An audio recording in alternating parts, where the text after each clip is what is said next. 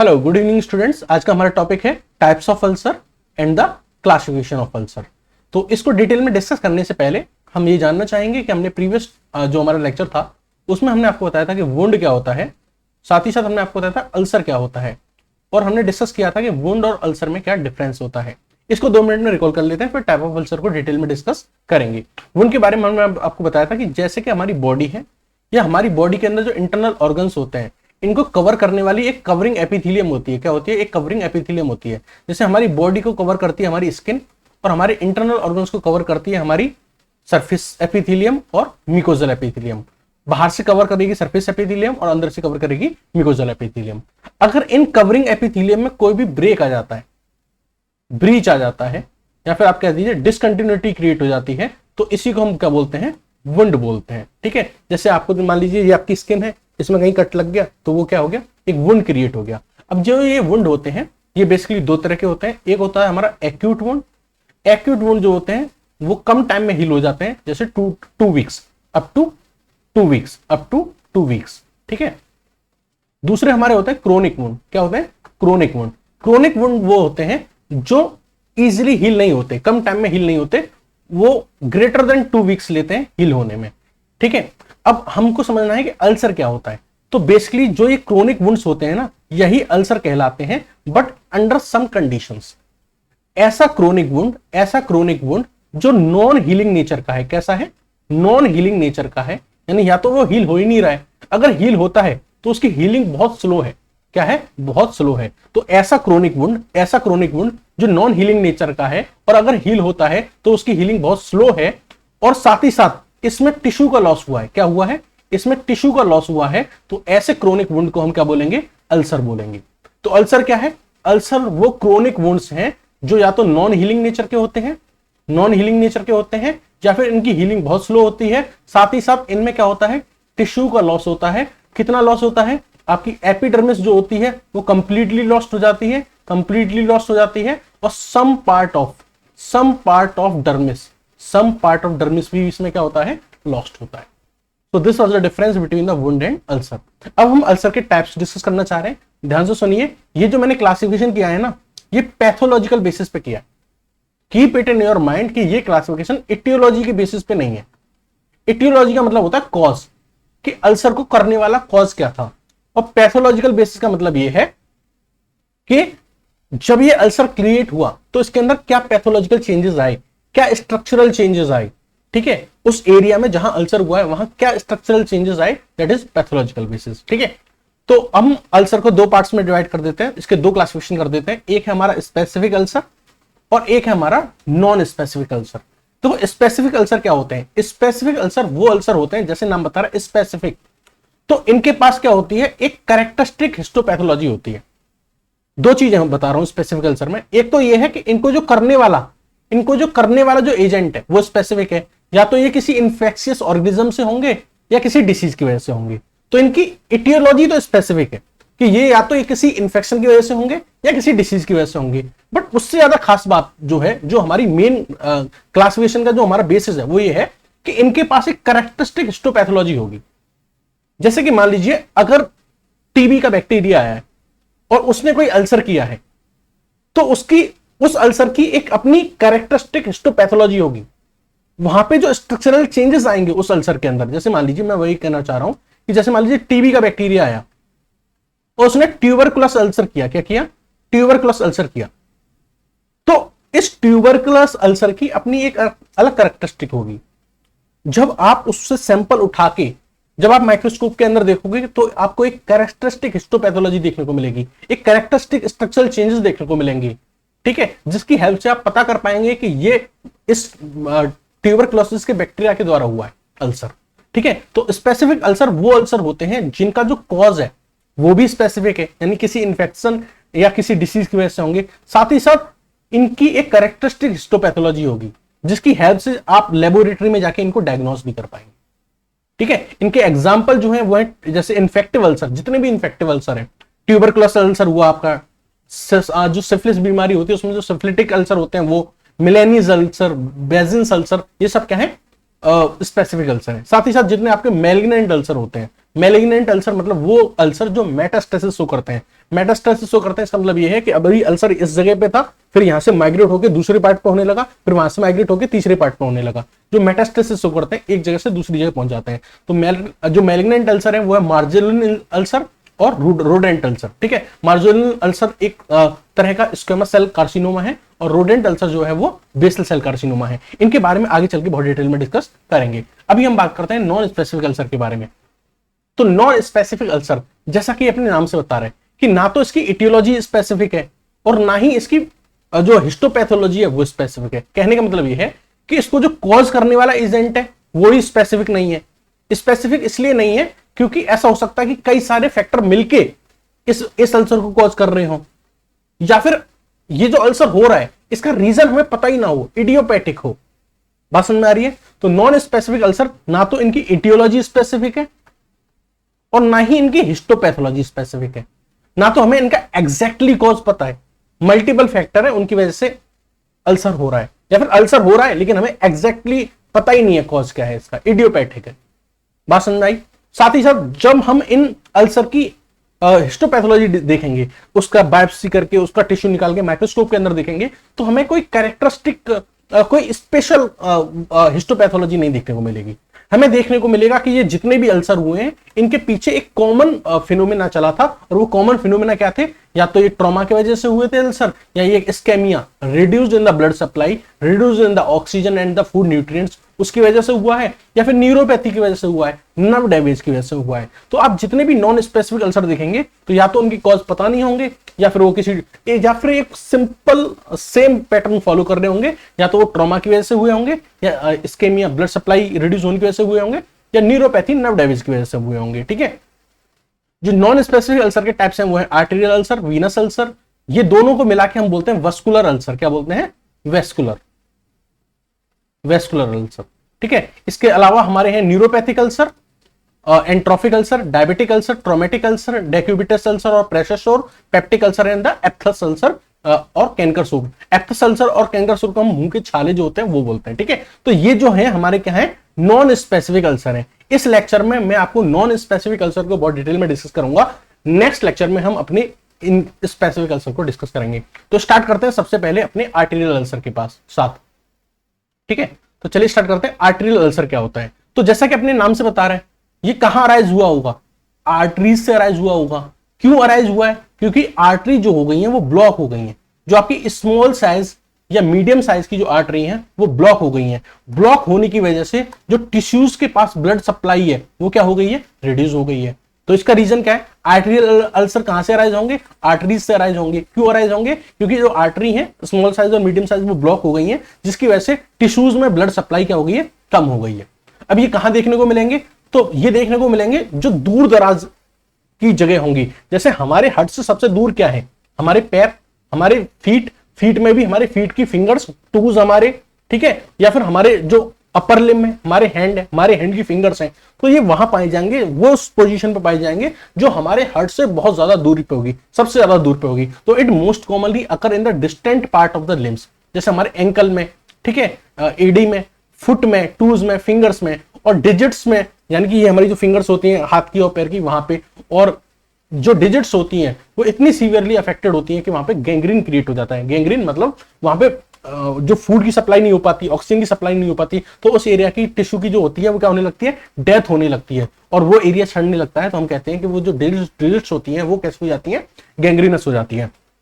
अगर हम बात करें तो कहां होगा ये ज्यादा? अपर लिम में ज्यादा होगा, लोअर लिम में, क्योंकि हार्ट से अपर लिम ज्यादा दूर है कि लोअर लिम ज्यादा दूर है? अपर लिम ज्यादा दूर है, तो इसलिए अपर लिम में ज्यादा होते हैं। और वहीं अगर मैं बात करूं लेटरल साइड और मिडिल साइड में, तो ये लेटरल साइड में ज्यादा होगा as compare to middle side. जैसे मान लीजिए ये आपके पैर हैं, तो ये जो साइड होती है ये आपकी लेटरल साइड है। क्या है? ये आपकी लेटरल साइड है, और ये वाली साइड जो है वो आपकी मीडियल साइड है। तो लेटरल साइड में ज्यादा देखने को मिलते हैं as compare to middle side. होते क्यों है?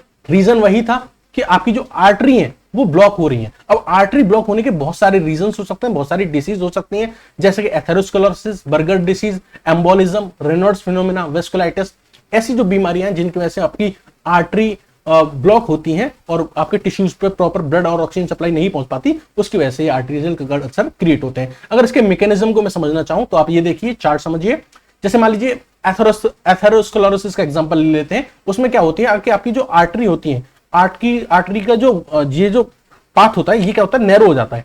तो यहाँ पे प्लेग जमा हो जाता है, जिसकी वजह से आर्टरी क्या हो जाती है, नैरो हो जाती है।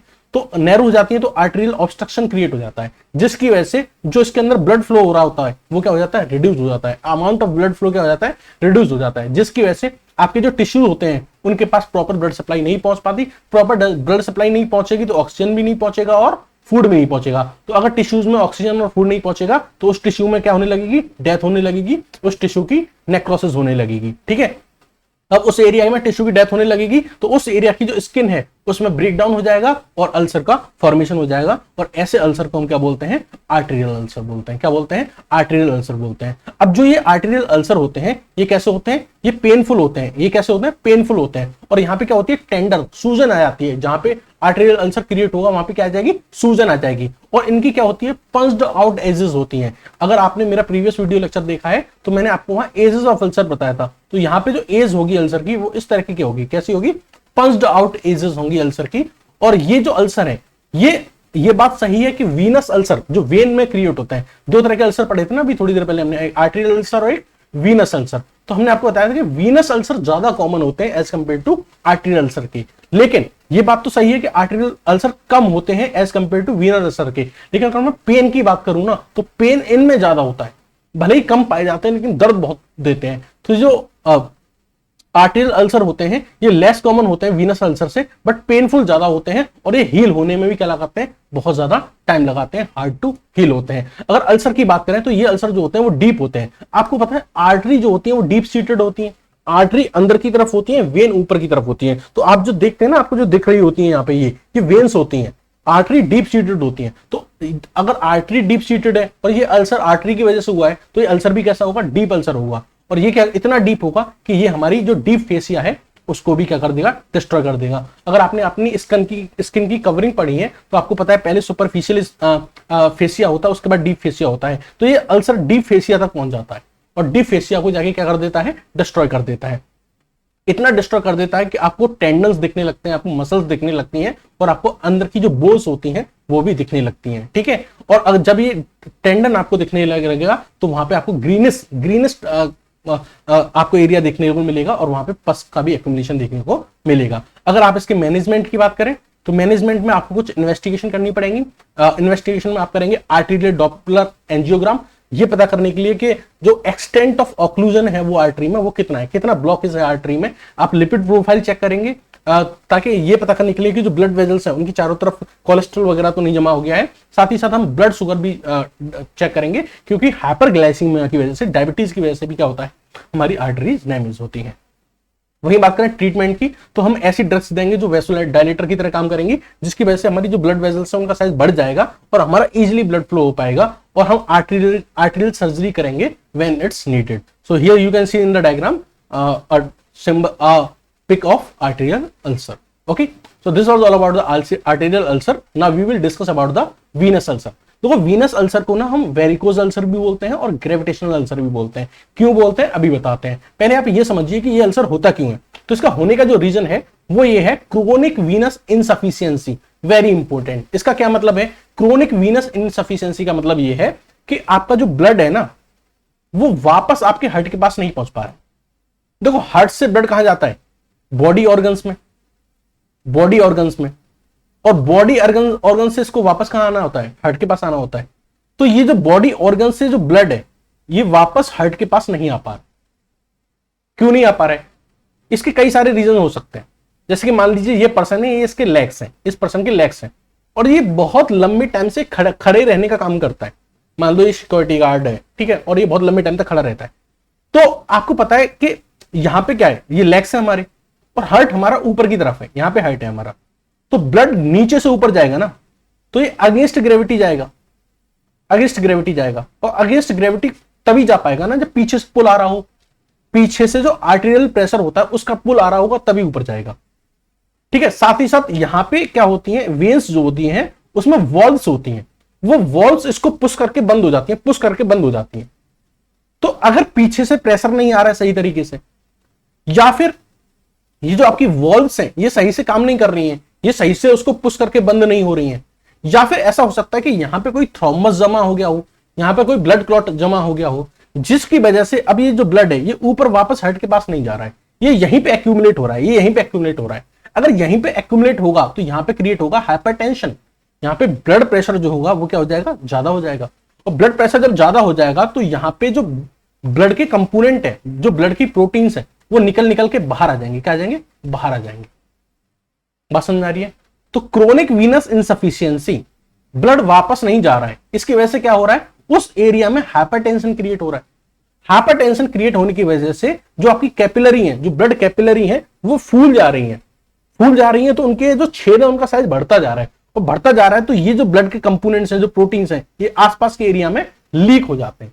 और जब ये लीक हो जाते हैं तो आसपास के एरिया में क्या बनाने लगते हैं, फाइब्रिन का डिपोजिशन करने लगते हैं along the capillary wall. Okay, और जिसकी वजह से इस एरिया में क्या होने लगता है, ऑक्सीजन की कमी होने लगती है और फूड की कमी होने लगती है, जिसकी वजह से इस एरिया में क्या होने लगता है, इस एरिया का जो टिश्यू है उसकी सेल की डेथ होने लगती है, और साथ ही साथ इस एरिया में नेक्रोसिस होने लगता है, जिसकी वजह से इस एरिया की जो स्किन है वो ब्रेक डाउन कर जाती है और यहाँ पे अल्सर का फॉर्मेशन हो जाता है, जिसको हम क्या बोलते हैं, वीनस अल्सर बोलते हैं या फिर वेरिकोज अल्सर बोलते हैं। ठीक है, तो ग्रेविटेशनल अल्सर इसलिए बोलते हैं क्योंकि ग्रेविटेशनल पुल की वजह से ये ब्लड जो है वो इजिली ऊपर नहीं जा पा रहा है। और वेरिकोज अल्सर इसलिए बोलते हैं क्योंकि ये हमको मोस्टली कहां देखने को मिलता है, इन लेग्स। आपके लेग्स में जो वेन्स होती हैं, लॉन्ग सिफेनस वेन होती हैं, वहां देखने को मिलता है, उनको वेरिकोज वेन्स बोलते हैं, वहां देखने को मिलता है, इसके लिए हम इसको वेरिकोज अल्सर भी बोलते हैं। तो चलिए इसको एक बार रिवाइज करते हैं। ये अल्सर किसकी वजह से होता है, क्रोनिक वीनस इनसफिशिएंसी की वजह से हो रहा है, ब्लड प्रॉपर्ली वापस पहुंच नहीं पा रहा है, जिसकी वजह से हाइपरटेंशन क्रिएट हो रहा है। ठीक है, कहां देखा जाएगा, वेरिकोज वेन में देखा जाएगा, जो आपके लेग के मीडियल और लेटरल साइड की जो वेन्स होती हैं, जैसे जो आपकी लॉन्ग सिफेनस वेन है, उनके अंदर ये हमको देखने को मिलता है मोस्ट कॉमनली, इसलिए हम इसको क्या बोलते हैं, वेरिकोज अल्सर बोलते हैं। अगर इसका मैकेनिज्म जो था वो हमने डिस्कस कर लिया। कॉज की बात करें तो हमने आपको बताया इसके 3 कॉज हैं, या तो पीछे से जो प्रेशर आ रहा है, आर्टेरियल प्रेशर वो इनफ नहीं है, दूसरा आपकी जो वॉल्व्स हैं वो सही से काम नहीं कर रही है, या फिर डीप वीनस थ्रोम्बोसिस है, वहां पे एक थ्रोम्बस ब्लड क्लॉट जमा हो गया है, उसकी वजह से ब्लड ऊपर नहीं जा पा रहा है। अब देखो, ये जो अल्सर होते हैं ये सैलो होते हैं और सुपरफिशियल होते हैं। इससे पहले हमने जो आर्टेरियल अल्सर डिस्कस किए थे वो डीप होते थे, क्योंकि आर्टरी डीप सीटेड होती हैं, बट वेन्स सुपरफिशियली होती हैं, इसलिए ये सुपरफिशियल होता है, सैलो होता है, मतलब बहुत ज्यादा डीप नहीं होता है। ठीक है, ये कभी भी डीप फेसिया तक नहीं पहुंचता, और साथ ही साथ ये कैसा होता है, पेनलेस होता है। तब तक पेनलेस होता है जब तक बोन्स का इन्वॉल्वमेंट ना हो। अगर इन्फेक्शन बोन तक पहुंच गया है तो फिर आपको पेन होना स्टार्ट हो जाएगा। ये अल्सर जहां भी होगा वहां पे आपको रेड ग्रेनुलेशन टिश्यू देखने को मिलेगा। रेड ग्रेनुलेशन टिश्यू आपको कहीं देखने को मिल रहा है, इसका मतलब ये है कि आपकी बॉडी ट्राई कर रही है आप उसको हील करने को, अल्सर को हील करने के लिए। तो अल्सर को हील करने के लिए ग्रेनुलेशन टिश्यू बनता है, और ये इस बात का एविडेंस होता है कि वो जो अल्सर है वो क्या हो रहा है, हील हो रहा है। ठीक है, ये जो अल्सर होते हैं यूजुअली सिंगल होते हैं, और इनकी जो शेप होती है वो ओवल होती है। ठीक है, विद स्लोपिंग एज। तो ये कैसे होते हैं, सिंगल ओवल अल्सर होते हैं इस तरीके से, और इनकी जो एज होती है वो कैसी होती है, इस तरीके से स्लोपिंग एज होती है। ठीक है, जिस एरिया में अल्सर होते हैं उस एरिया के आसपास का एरिया में पिगमेंटेशन देखने को मिलती है। क्या देखने को मिलती है, हाइपर पिगमेंटेशन देखने को मिलती है। और ये हाइपर पिगमेंटेशन किसकी वजह से होती है, हीमोसिड्रिन जो पिगमेंट होता है उसके डिपोजिशन की वजह से होती है। अगर हम इसके इन्वेस्टिगेशन की बात करें तो इसके इन्वेस्टिगेशन में हम क्या करते हैं, डुप्लेक्स डॉपलर अल्ट्रासाउंड करते हैं। वो ये हमें बताता है कि जो आपकी डीप वीनस थ्रोम्बोसिस है उसका एक्सटेंट कितना है, जो थ्रोम्बस है वो कहाँ है, कितना बड़ा है, कितना ब्लॉकेज कर रहा है, साथ ही साथ आपका जो वेन है, वेन का जो रिफ्लेक्स है वापस ब्लड जाना है वो क्यों ऑब्स्ट्रक्ट है, इसके बारे में भी हमको बताता है। That is duplex Doppler ultrasound. Treatment की बात करें तो आप जहां अल्सर है वहां रेगुलर ड्रेसिंग करेंगे और जरूरत पड़ने पर स्किन ग्राफ्टिंग करेंगे, और आप उस क्रोनिक वीनस इनसफिशिएंसी का जो कॉज है, जो भी कॉज है, उसको आप क्या करेंगे, ट्रीट करेंगे। तो this was all about the venous ulcer. Now we will talk about the neuropathic ulcer. Neuropathic ulcer के बारे में बात करें तो न्यूरोपैथिक अल्सर वो अल्सर होते हैं जो नर्व डैमेज होने की वजह से होते हैं। किसकी वजह से होते हैं, नर्व डैमेज होने की वजह से होते हैं। ठीक है, अब नर्व डैमेज होने की वजह से कैसे अल्सर होता है उसको डिटेल में डिस्कस करते हैं, उसका मैकेनिज्म समझते हैं। जैसे कि मान लीजिए कोई भी रीजन रहा हो, ड्यू टू एनी रीजन क्या हुई है, नर्व डैमेज रही हुई है। अब रीजन क्या क्या हो सकते हैं उसका एग्जांपल ले लेते हैं। डायबिटीज हो सकता है, पेरिफेरल वस्कुलर डिसीज हो सकती है, लेप्रोसी हो सकती है, क्रोनिक एल्कोहलिज्म हो सकता है, और भी बहुत सारे अदर रीजंस हो सकते हैं जिनकी वजह से क्या हुई है, नर्व डैमेज हो गई है। देखो अगर नर्व डैमेज होती है तो मेनली कौन सी नर्व डैमेज होती है, पेरिफेरल नर्व्स होते हैं, डैमेज होती हैं, तो इनको हम बोलते हैं पेरिफेरल न्यूरोपैथी हुई है। पेरिफेरल नर्व डैमेज हुई है मतलब पेरिफेरल न्यूरोपैथी हुई है। अब जो नर्व्स हो सकती हैं वो सेंसरी भी हो सकती है, वो मोटर भी हो सकती है, वो ऑटोनॉमिक भी हो सकती है। सेंसरी मतलब जो मैसेज लेके जा रही है, मोटर जो सेंसरी जो मैसेज लेके आ रही है, मोटर जो मैसेज लेके जा रही है, और ऑटोनॉमिक जो दोनों की तरह काम कर सकती है। ठीक है, अच्छा अब अगर पेरिफेरल न्यूरोपैथी हुई है तो उसमें क्या होगा, अगर सेंसरी न्यूरॉन अफेक्ट हुई है तो लॉस ऑफ सेंसेशन चला जाएगा। यानी कि अगर मान लीजिए उस एरिया में सेंसेशन ही नहीं होगा क्योंकि सेंसरी नर्व जो है वो क्या हो गई है, डैमेज हो गई है। साथ ही साथ अगर मोटर नर्व डैमेज हो रही है तो उस एरिया की जो मसल्स हैं वो सही से काम नहीं करेंगी। हम कोई मैसेज भेजेंगे वो फॉलो ही नहीं कर रही होंगी, मसल्स में वीकनेस आएगी। साथ ही साथ इस्केमिया भी होगा, ब्लड सप्लाई भी रिड्यूस होगी और हाइपोटेंशन भी होगा। किसकी वजह से, ऑटोनॉमिक नर्व्स में डैमेज होने की वजह से। तो बेसिकली पेरिफेरल न्यूरोपैथी की वजह से क्या होता है कि उस एरिया की सेंसेशन चली जाती है, उस एरिया की मसल्स वीक हो जाती हैं और साथ ही साथ उस एरिया में इस्केमिया देखने को मिलता है, रिड्यूस ब्लड सप्लाई देखने को मिलती है, जिसकी वजह से उस एरिया में ऑक्सीजन और फूड की क्या हो जाती है, कमी हो जाती है। अब ये सारी चीजें मान लीजिए किसी पर्टिकुलर पार्ट में हुई है बॉडी की, ठीक है, और उस पार्ट पे थोड़ी सी भी अगर चोट लगेगी, हल्का सा भी ट्रॉमा पड़ेगा या हल्की सी भी उस पर प्रेशर पड़ेगा उस एरिया पे, तो उस एरिया की जो स्किन होगी वो ब्रेक डाउन हो जाएगी। क्योंकि मान लीजिए आपका पैर है, आप पैर किसी जगह पे रख रहे हैं और आपको सेंसेशन महसूस ही नहीं हो रहा है, तो अगर आप किसी नुकीली चीज पे आपको पैर रख देंगे तो आपके चोट लग जाएगी बट वो आपको महसूस नहीं होगी, वो सेंसेशन चला गया है क्योंकि नर्व डैमेज हो चुकी है। तो आप पैर रखते जा रहे हैं उल्टी सीधी जगह पे, ट्रॉमा होता जा रहा है, रिपीटेड इंजरी होती जा रही है, बट सेंसेशन चला गया है इसलिए आपको पता नहीं पड़ रहा। और एक टाइम ऐसा आएगा कि उस एरिया में क्या हो जाएगा, उस एरिया की स्किन ब्रेक डाउन हो जाएगी और वहां पे अल्सर क्रिएट हो जाएगा।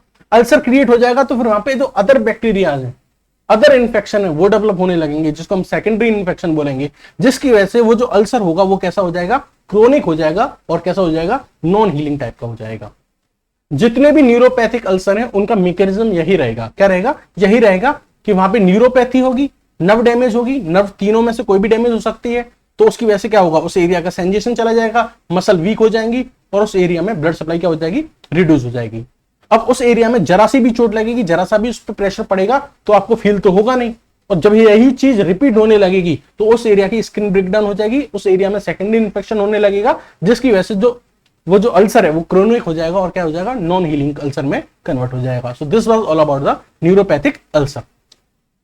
तो ठीक है, अब अगर हम कंपोनेंट बात करें न्यूरोपैथी के, तो न्यूरोपैथी के 3 कंपोनेंट होते हैं। It may be sensory neuropathy, जब सेंसरी नर्व्स डैमेज हुई तो उसकी वजह से क्या हो गया, सेंसेशन चला गया और आपको ट्रॉमा होगा, चोट लगेगी तो आपको पता नहीं लगेगी। मोटर न्यूरोपैथी की वजह से क्या होगा, आपकी मसल वीक हो जाएंगी, उनमें क्रैम्प आने लगेंगे, ट्विचिंग आने लगेगी, आपके फुट में डिफॉर्मिटीज आने लगेंगी और आपका जो एबनॉर्मल प्रेशर डिस्ट्रीब्यूशन होने लगेगा। जब आप पैर रखेंगे तो आपका पैर के जो सोल पे जो प्रेशर होगा उसमें क्या रहेगा, एबनॉर्मल प्रेशर डिस्ट्रीब्यूशन देखने को मिलेगा क्योंकि मसल्स जो है वो सही से वर्क नहीं कर रही हैं। ऑटोनॉमिक न्यूरोपैथी की वजह से क्या होगा, स्वेटिंग डिक्रीज हो जाएगी, ब्लड प्रेशर कम हो जाएगा, स्किन जो होगी वो ड्राई हो जाएगी और क्रैक होने लगेगी, साथ ही साथ स्किन में इंफेक्शन के चांस क्या होने लगते हैं, बढ़ने लगते हैं। बात समझ आ गई। अगर हम बात करें टाइप्स ऑफ न्यूरोपैथिक अल्सर के बारे में, तो टाइप्स ऑफ न्यूरोपैथिक अल्सर जो होते हैं वो इस बात पे डिपेंड करते हैं कि न्यूरोपैथी क्यों हुई, नर्व डैमेज क्यों हुई, नर्व डैमेज के रीजन के बेसिस पे क्या हुआ, टाइप्स ऑफ न्यूरोपैथिक अल्सर हुए। मान लीजिए नर्व डैमेज होने का जो रीजन था वो हाइपरग्लाइसीमिया था। क्या था, हाइपरग्लाइसीमिया, यानी कि अगर मान लीजिए शुगर बढ़ता जा रहा है, हाइपरग्लाइसीमिया है, उसकी वजह से नर्व डैमेज हो रही है, तो हम इसको बोलते हैं डायबिटिक न्यूरोपैथिक अल्सर। ये किसकी वजह से होता है, डायबिटीज की वजह से। दूसरा है हमारा लेप्रोटिक न्यूरोपैथिक अल्सर। लेप्रोटिक न्यूरोपैथिक अल्सर अब जैसा कि अपने नाम से बता रहे हैं लेप्रोसी की वजह से हुआ है। लेप्रोसी को हम हैंसन डिसीज भी बोलते हैं, और जो लेप्रोसी है ये एक बैक्टीरिया के द्वारा होती है जिसको हम बोलते हैं माइकोबैक्टीरियम लेप्राई। ये क्या करेगा, हमारी पेरिफेरल नर्व को डैमेज कर देगा, तो उसकी वजह से क्या हो जाएगी, न्यूरोपैथी हो जाएगी, और न्यूरोपैथी की वजह से क्या हो जाएगा, अल्सर हो जाएगा। तीसरा रीजन क्या हो सकता है, स्पाइनल कॉर्ड में इंजरी हुई है। स्पाइनल कॉर्ड में इंजरी हुई है तो हमारी पेरिफेरल नर्व क्या होंगी, डैमेज होंगी, तो उसकी वजह से क्या होगा, पेरिफेरल न्यूरोपैथी होगी और आपको क्या होगा, spinal cord injury associated neuropathic ulcer होगा। Fourth and important is trophic ulcer. अब ट्रॉफिक अल्सर जो होता है ये, इसका अगर मैं आपको मेन रीजन पूछूं तो मेन रीजन होता है due to the poor nutrition. किसी पर्टिकुलर एरिया में न्यूट्रिशन प्रॉपरली ना पहुंच पाना, ये क्या कॉज करता है, ट्रॉफिक अल्सर कॉज करता है। बट ये न्यूट्रिशन क्यों नहीं पहुंच पा रहा है, इसका रीजन जो होता है वो कहीं ना कहीं न्यूरोपैथी भी होती है। इसलिए मैंने इसको टाइप ऑफ न्यूरोपैथिक अल्सर में रखा है। बेसिकली अगर मैं मैकेनिज्म की बात करूं ट्रॉफिक अल्सर के बारे में, तो ट्रॉफिक अल्सर के पीछे जो रीजन है वो न्यूरोपैथी भी है, वस्कुलर डिसीजेस भी है और मेटाबॉलिक डिस्टर्बेंसेस हैं। ये तीनों मिलके क्या कर रहे हैं, पुअर टिश्यू न्यूट्रिशन कर रहे हैं। इन तीनों की वजह से उस पर्टिकुलर टिश्यू में प्रॉपर फूड और ऑक्सीजन नहीं पहुंच पा रही। तो न्यूरोपैथी भी है जिसकी वजह से सेंसेशन क्रिएट नहीं होगा, ठीक है, और वेस्कुलर और मेटाबॉलिक डिस्टर्बेंसेस की वजह से उस एरिया में ऑक्सीजन और फूड की सप्लाई क्या हो जाएगी, कम हो जाएगी, जिस वजह से उस एरिया में अगर आपको रिपीटेड ट्रॉमा और प्रेशर देखने को मिलेगा तो उस एरिया की स्किन ब्रेकडाउन हो जाएगी और वहां पे सेकेंडरी इन्फेक्शन होगा, जो कि क्या बनाएगा, उस एरिया के अल्सर को क्रोनिक बनाएगा और नॉन हीलिंग बनाएगा। बात समझ आई? ट्रॉफिक अल्सर का मेन कॉज कोई पूछे तो that is due to the poor tissue nutrition. Poor tissue nutrition क्यों हो रहा है, तो उसके पीछे तीन कॉज है, न्यूरोपैथी भी है, वस्कुलर डिसीजेस भी हैं और मेटाबॉलिक डिस्टर्बेंसेस भी हैं। ये तीनों मिलकर क्या करते हैं, ट्रॉफिक अल्सर कॉज करते हैं। Now talking about the next, diabetes ulcer. तो डायबिटिक अल्सर भी एक तरह का न्यूरोपैथिक अल्सर है, तो यहां भी मैकेनिज्म वही होगा। तो डायबिटिक अल्सर मोस्ट कॉमनली किस में देखा जाएगा, डायबिटीज पेशेंट में देखा जाएगा। जितने भी डायबिटीज पेशेंट है, मान लीजिए 100 में डायबिटीज पेशेंट है तो उसमें से 15 से 20 लोगों के अंदर ये आपको देखने को मिलेगा। अच्छा, बॉडी के किस पार्ट में सबसे ज्यादा देखने को मिलता है, तो ये सबसे ज्यादा देखने को मिलता है आपके फुट के प्लांटर सरफेस में। आपका जो पैर है उसका जो सोल वाला पार्ट होता है जिसको हम प्लांटर सरफेस ऑफ फुट बोलते हैं, वहां ये आपको सबसे ज्यादा देखने को मिलता है, क्योंकि सबसे ज्यादा प्रेशर ही वहीं पड़ता है। आप पैर ही तो जमीन पे रखते हैं, सोल ही तो रखते हो जमीन पे, तो सबसे ज्यादा प्रेशर और या चोट जो लगती है वो इसी पार्ट पे लगती है। इसलिए इस डायबिटिक अल्सर को डायबिटिक फुट अल्सर भी बोलते हैं, क्योंकि सबसे ज्यादा ये देखा गया है in the planter surface of the foot. But ऐसा नहीं है कि ये फुट में ही पाया जाता है, ये लेग में भी पाया जा सकता है, ये बैक में भी पाया जा सकता है, थाइज, हैंड्स और भी जगह पे ये पाया जा सकता है। अच्छा, डायबिटिक अल्सर का कॉज क्या है, तो कॉज है डायबिटीज मेलेटस, हाइपरग्लाइसीमिया, शुगर का बढ़ना, ठीक है, ischaemia, reduced in the blood supply and neuropathy. तो डायबिटिक अल्सर के तीन कॉज हैं, ठीक है, डायबिटीज यानी हाइपरग्लाइसीमिया, इस्केमिया यानी reduced in the blood supply and neuropathy, nerve damage. Basically क्या होता है, इस हाइपरग्लाइसीमिया की वजह से ही क्या होती है, न्यूरोपैथी होती है, यानी हाई ब्लड शुगर की वजह से ही आपकी नर्व डैमेज होती है और इसी की वजह से इस्केमिया होता है, हाइपरग्लाइसीमिया की वजह से। और फिर ये तीनों मिलके क्या कर देते हैं, अल्सर क्रिएट कर देते हैं, जिसको हम क्या बोल रहे हैं, डायबिटिक अल्सर बोल रहे हैं। बात समझ गई? तो इसका मैकेनिज्म अगर मैं देखूं तो मैकेनिज्म क्या है कि क्रोनिक हाइपरग्लाइसीमिया था, शुगर बहुत बढ़ गई थी, ठीक है, शुगर बढ़ने से क्या हुआ, हमारी ब्लड वेजल्स डैमेज हुई, तो क्या हो गया, इस्कीमिया हो गया, साथ ही साथ हमारी नर्व भी डैमेज कर देता है। हाइपरग्लाइसीमिया हमारी ब्लड वेजल्स को डैमेज करता है और नर्व्स को भी डैमेज करता है, जिसकी वजह से पेरिफेरल न्यूरोपैथी भी होती है, नर्व भी डैमेज होती है और माइक्रोवेस्कुलर डिसीज भी होती है, यानी जो हमारी स्मॉल ब्लड वेजल्स हैं वो भी डैमेज होती हैं, जिसकी वजह से न्यूरोपैथी की वजह से उस एरिया में सेंसेशन चला जाता है और माइक्रोवेस्कुलर डिसीज की वजह से उस एरिया में हीलिंग नहीं हो पाती, क्योंकि उस एरिया में फूड और ऑक्सीजन नहीं पहुंच पा रहे हैं। अब हल्का सा भी ट्रॉमा होगा उस एरिया में या प्रेशर लगेगा ऑन द रिपीटेड मोड, तो उसके एरिया की स्किन क्या हो जाएगी, डैमेज हो जाएगी और वहां पे सेकेंडरी इन्फेक्शन जो होगा वो वहां पे नॉन हीलिंग अल्सर को कॉज कर देगा। यहां पे क्रोनिक जो हीलिंग है उसका रिड्यूस होने का एक रीजन और है, जहां पे आपके चोट लगी है, एक तो यहाँ पे इस्केमिया है, प्रॉपर ब्लड और ऑक्सीजन की सप्लाई नहीं हो पा रही है, दूसरा यहाँ पे ब्लड शुगर ज्यादा है, और ये दोनों ही फैक्टर जो है ये बैक्टीरिया की ग्रोथ के लिए सबसे बढ़िया है, इसलिए यहाँ पे बैक्टीरिया की ग्रोथ मस्त होती रहती है और ये एरिया जो होता है वो सड़ता जाता है, मतलब उस एरिया में सेल डेथ और नेक्रोसिस होती रहती है। अच्छा, इस अल्सर की बात करूं तो इस अल्सर की एजेस जो होती हैं वो पंच्ड आउट एजेस होती हैं, इस तरह की पंच्ड आउट एजेस होती हैं और इसके सराउंडिंग में क्या होता है, कैलस होता है, यानी कि यहाँ पे जो अल्सर है, ये जो आप अल्सर देख रहे हैं इसके सराउंडिंग में आप येलो ये जो स्ट्रक्चर देख रहे हैं, ये स्किन है, येलो स्किन है, it is called as callus, ठीक है। अल्सर जो होता है उसमें रेडनेस भी देखने को मिलेगी, स्वेलिंग देखने को मिलेगी, वार्म, पस, फॉल ऑर्डर, इन्फेक्शन, नेक्रोसिस, ये सब देखने को मिलेगा। एंड द लेटर स्टेज जो आपका फुट होगा, जहां पे अल्सर होगा, वो गैंग्रीनस फुट में कन्वर्ट हो जाएगा, यानी सड़ जाएगा पूरा पैर।